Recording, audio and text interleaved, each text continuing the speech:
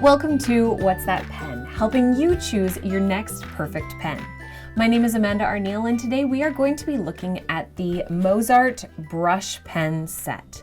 This is a 20 pen set, and this is their old design for the cover, so don't judge it on that. But inside there are still the same pens. In the new design, however, it's called the MozArt single brush pen set rather than their dual brush pen set. The dual brush pen set has a brush pen on one side and a fine liner on the other side, and I will be reviewing those very shortly, so keep an eye out for that review as well. Whereas this set of pens has a more natural paintbrush style tip. There are 20 colors in the set, and it has quite a range of colors, which is very exciting. Now, hopefully those colors are actually true to what they are showing us that they will be. We'll see when we test these brush pens out. First, a little bit more about the ink and everything that you can expect inside them. They are watercolor pens, which means that they are water soluble, water based. So if water gets on them, they will spread. That can be a positive if you're wanting them to be able to be used with a paintbrush or an aqua squeeze brush. But it can be a negative if you happen to be crying while you're doing your lettering and your teardrops fall all over your page. Hopefully that's not the case though. And if you are choosing these ones, it's because you are looking for a water-based and potentially water fun set of pens. These pens come in either a 12 color set or a 20 color set, with the 20 color set being just under $16 currently on Amazon. That puts them at about 80 to 85 cents a piece per pen, which definitely doesn't break the bank. The thing about these MozArt pens is that while they have a brush tip, it's actually a paintbrush style, which means that those fibers in there are separate. They're not stuck together. So just like a paintbrush, they can open and then pull back together as you use them. That means that they are going to be harder to control. So keep that in mind if this is the set for you. You're really going to need to go slowly on the upstrokes and downstrokes, and you have to have very strong control of your pressure. If you are not fully controlling your pressure, you're going to have a lot of variety in your upstroke. If you're not super careful with your downstroke pressure, you will have uneven edges, so do keep that in mind. These ones are much more difficult to control. Your thick line, it doesn't necessarily stay consistently the same size all the way. And your thin line, you really need to go slowly and try to control it. Also, as you use these, there might be a tendency for the tip to fray a little bit, given that it's not joined together. So keep that in mind and make sure that you take very good care of them. For nib rebound, let's go up and down using pressure and no pressure with the pen to see if it gets stuck in a position. And it actually does not. It bounces right back to being perfectly in the center, which is above average nib rebound. For writing size though, because of the flexibility and the ability to get a really thick line, this one would cause you to write more in the medium to large size range. So keep that in mind that if you're using these, you're going to be creating a larger piece, larger letters, larger words, which means that you won't get quite as many words per page. That's important when you're choosing your pens for a final piece. Keep that one always tucked in the back of your mind so that you know which pens are best for which designs. Let's look at our juiciness. This is always the way that I really mess up my fingers. Smearing it right away, there is no smear. So I would assume that waiting 3 seconds, there's also going to be no smear. However, one thing I do notice is that the color of orange that I expected this orange to be is not at all the color that comes out.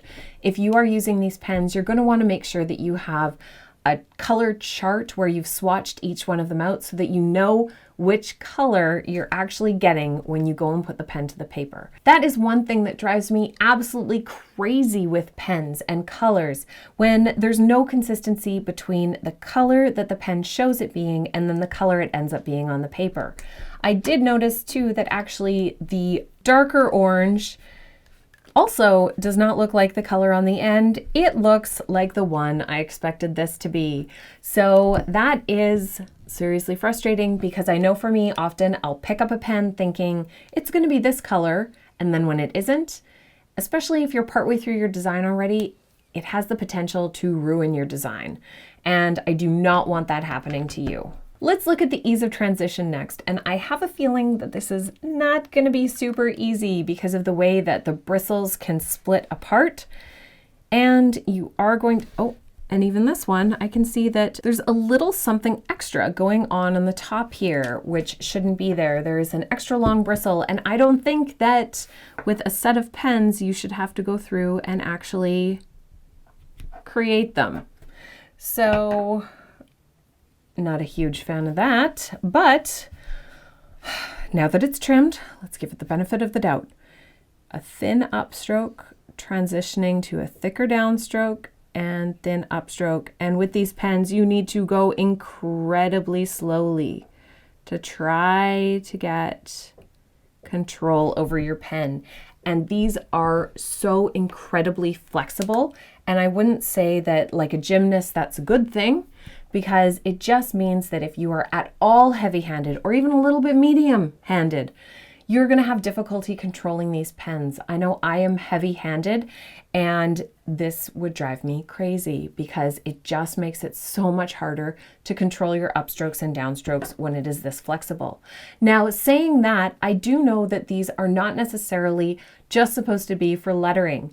They are a watercolor style of brush pen, which means that you can use them for all sorts of things. And that also means that they're not necessarily designed for lettering, but since they are brush pens, often we think that means that they should be used for lettering. So I want you to know that if you are looking for these pens for lettering, it's probably best to stay away. I would say that the ease of transition on a scale of yay, okay, nay, and stay away, these ones would fall away into the stay away category. Oh my goodness, that is not good. The pros of this pen set are definitely the price. At 80 cents a pen, you get quite a few different colors in your set, and that gives you lots of options. It is different from many of the other pens because it has that brush tip, and if that's something you're looking for, then that's probably good. It would also be a good pen for lefties because it dries lightning quick. But I would say that the cons probably outweigh the pros if you're looking at these for doing lettering. They are very, very hard to control. The transitions are difficult, and also maintaining a consistent upstroke width and a consistent downstroke thickness is very hard. They also don't have a ton of ink. They're not juicy. They are definitely more on the dry side, which means that you're not always getting the color saturation that you're looking for. So while these are fun and cheap and have fun colors, they are definitely not something that I would suggest for the average brush letterer, and definitely not something I would suggest purchasing if you are new or even have spent a good time brush lettering, unless you are looking specifically for a pen with a paintbrush style brush tip. But if you're looking for that, you might as well just get a great paintbrush and some watercolors. If you want to download this checklist for the MozArt single brush pen, you can do that with the link down below, or you can also download blank pen checklists. If you have a pen that you would like me to review before you spend your money on it, let me spend mine. None of these reviews are ever sponsored in any way. I have purchased these pens with my own money to make sure that I am bringing you an honest review that is in no way impacted by any of the companies. So don't feel like you need to spend your money buying a dud. Let me do it. Remember to subscribe as well to my channel so that you can get all of these reviews and never miss a single one, accidentally putting a dud into your Amazon cart. Only find your next perfect pen.